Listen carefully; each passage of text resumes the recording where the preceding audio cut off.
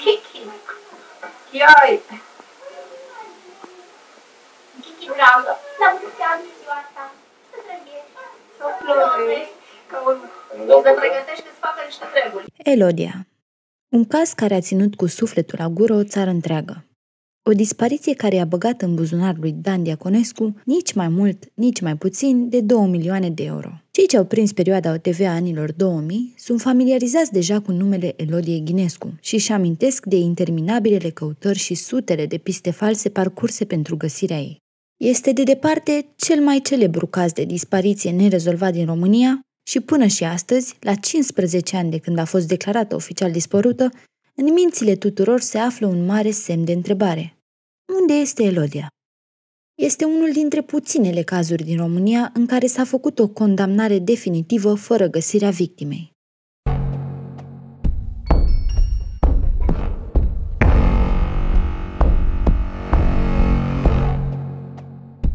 Atenție! Acest video conține detalii grafice și explicite care pot fi nepotrivite pentru anumiți ascultători.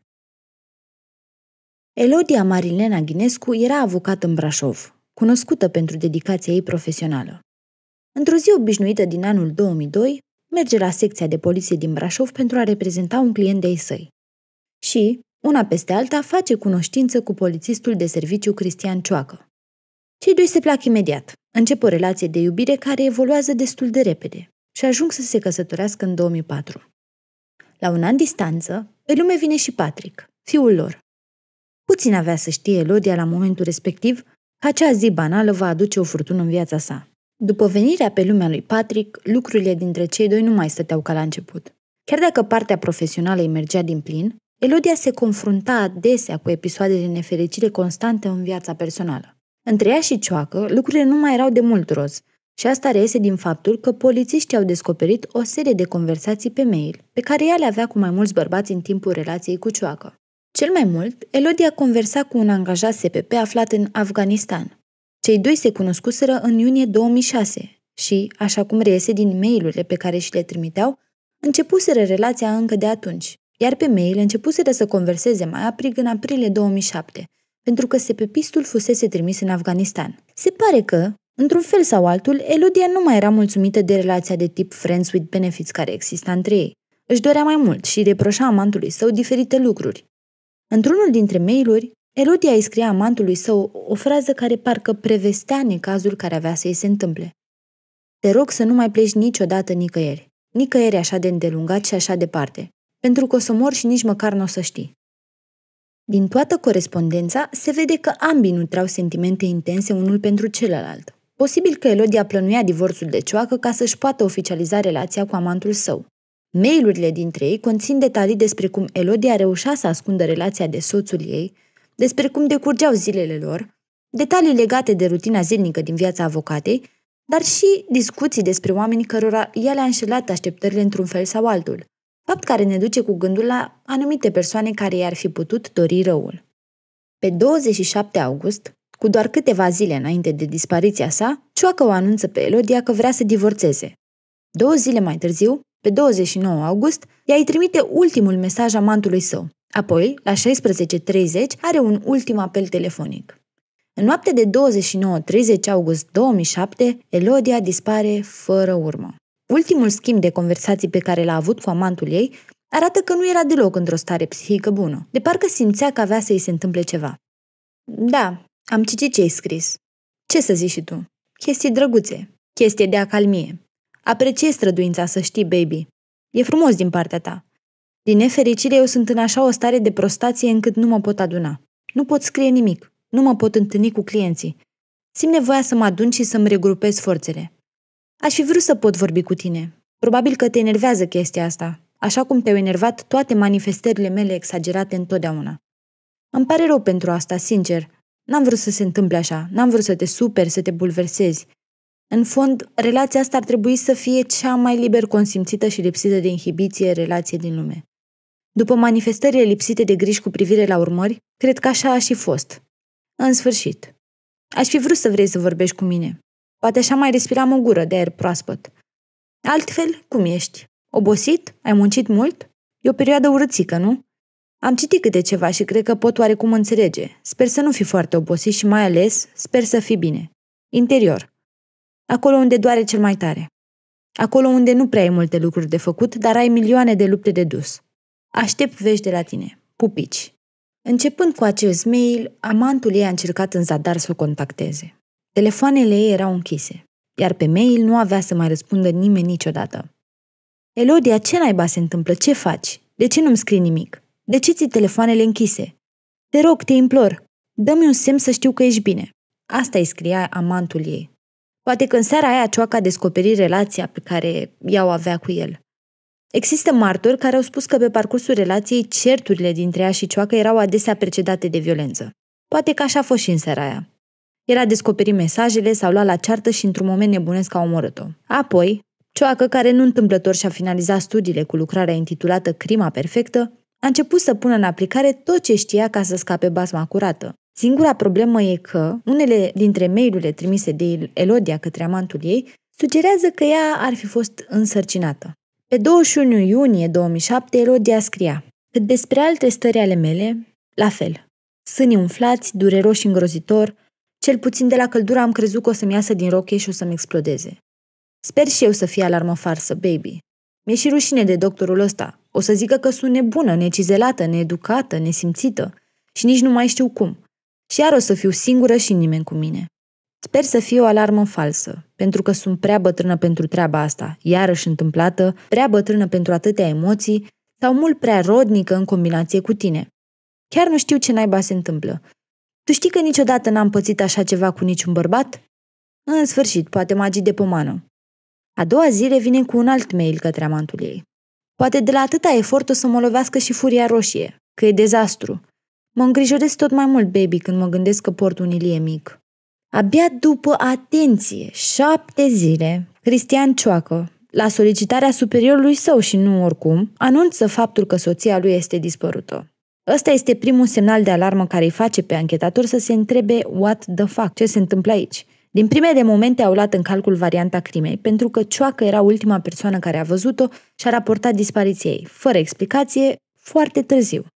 La 2 săptămâni de la începerea anchetei, într-o râpă au fost descoperite mai multe haine pătate cu sânge, care ar fi fost ale Elodiei. Iar o lună mai târziu, pe 8 octombrie 2007, polițiștii au găsit în altă râpă lângă Râșnov 8 saci negri din polietilenă, care conțineau ambalaje de parfumuri, cărți, reviste, fotografii și alte obiecte din locuința cuplului. Pe sticlele de parfum, pe mănuși chirurgicale și în interiorul unui sac a fost găsit sângele Elodiei.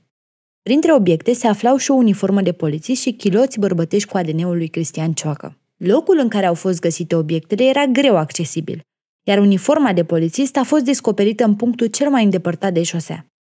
Cioacă a negat vehement că ar fi aruncat aceste obiecte, susținând că ele au fost plantate acolo pentru a-l incrimina. Cu toate astea, martorii și testele genetice au confirmat că obiectele proveneau din locuința lor.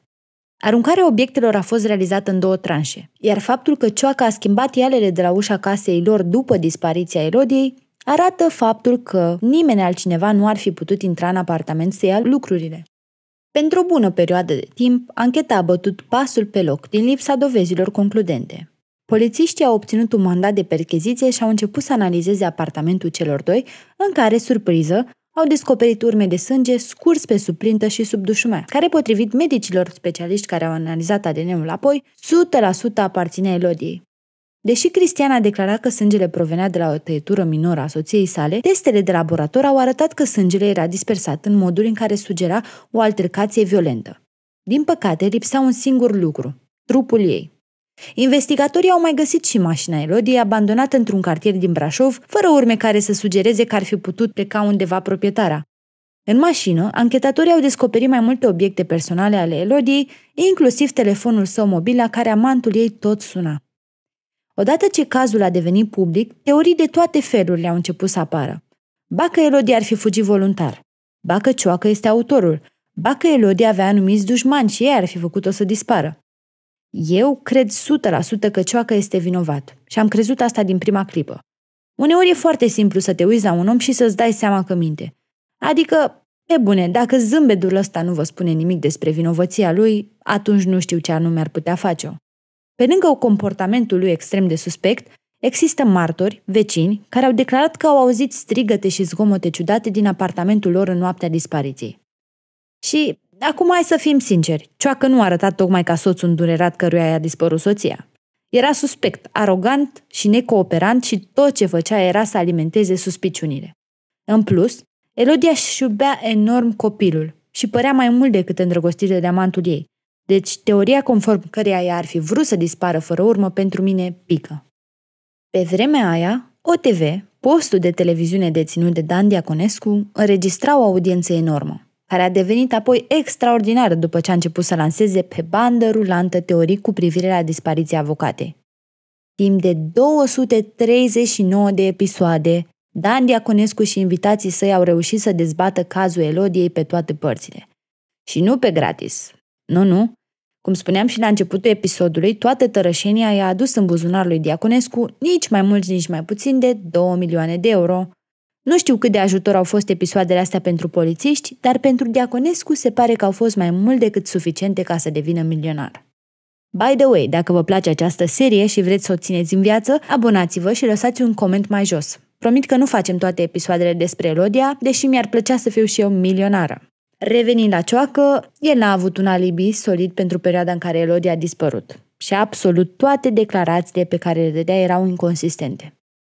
La scurt timp după ce soția sa a dispărut, a scos-o de la cheltuielile de întreținere ale blocului. Nimic ciudat, nu? Apoi a zis că Elodia a fugit de acasă cu toți banii și toate bijuteriile. Doar că banii erau acasă și toate bijuteriile ei erau în râpă. Plus că, din percheziția calculatorului ei, nimic nu sugera că ar fi vrut să fugă de acasă.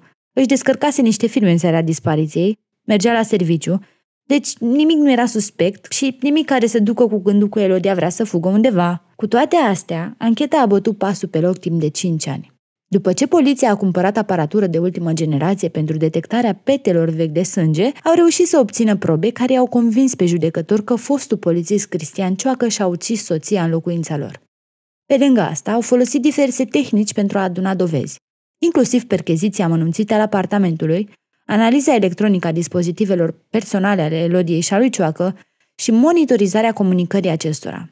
Unul dintre cele mai intrigante elemente ale investigației a fost descoperirea unor e-mail-uri și mesaje text care sugerau o relație extraconjugală a lui Cioacă, dar și posibile amenințări la adresa Elodiei. Una dintre mărturiile cheie a fost cea a expertului criminalist care a analizat petele de sânge. Acesta a explicat cum distribuția sângelui sugerează o altercație violentă, ceea ce contrazicea versiunea lui Cioacă. Alte mărturii importante au venit de la colegii și prietenii Elodiei, care au descris relația tensionată dintre cei doi și frica pe care Elodia o avea față de soțul ei. De asemenea, martorii au relatat despre comportamentul lui Cioacă în zilele de după dispariție, menționând schimbările de atitudine și încercările sale de a influența investigația. Toate aceste probe au dus în final la condamnarea lui Cioacă pentru omor în lipsa cadavrului la 15 ani și 8 luni după gratii. Potrivit rechizitoriului procurorilor, se presupune că relațiile extraconjugale au alimentat tensiunile dintre cei doi. Procurorii susțin că Cioacă i-a aplicat soției sale multiple lovituri care au dus la decesul acesteia. După comiterea crimei, Cristian Cioacă a dus trupul soției sale în cada băii principale, a tranșat cadavrul ei pentru a-l putea ascunde mai ușor și apoi a folosit o geantă de voiaj mare pe care Elodia o cumpărase în timpul vacanței în Dubai, pe care a avut-o cu amantul ei, și perdeaua de duș din baia aferentă dormitorului pentru a transporta fragmentele de cadavru în portbagajul mașinii. Scopul lui era să împiedice eventualele scurgeri de sânge. În tot acest timp, copilul lor se afla în casă. Ce părere aveți despre asta? Este el un om pe care să-l lași liber? Cioacă a fost încarcerat în penitenciarul Mioveni și anul trecut a înaintat o cerere de liberare condiționată pentru bună purtare care a fost admisă. Din păcate, realitatea este că în România, dacă omori pe cineva, după o perioadă îți poți relua viața ca și când nu s-a întâmplat nimic. Exact cum a făcut și domnul Cioacă după ce și-a făcut soția nevăzută. Imaginează-ți că mergi până la Mega să iei pâine și când te așezi la coadă să plătești, hop, apare Cioacă și dintr-o dată respiri același aer cu un criminal. Minunat, ce să zic. Voi cum vă simțiți legat de eliberarea asta lui Cioacă? În fine, cazul ăsta este realmente unul extrem de trist. Părinții ei nu au încetat niciodată să încerce unde se află fiica lor. M-a emoționat foarte tare faptul că tatăl ei, care a decedat, din păcate în timpul procesului, A căutat-o până în ultima clipă din viața sa.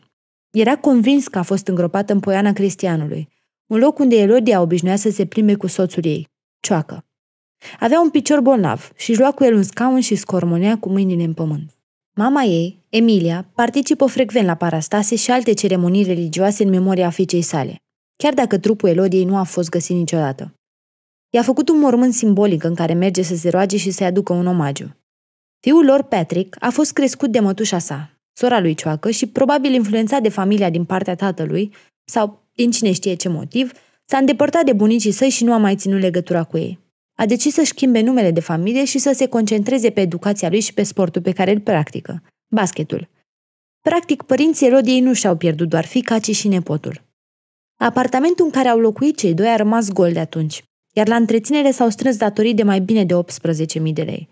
Pentru că nu s-a făcut succesiunea lui, datoriile nu pot fi recuperate prin vânzarea apartamentului.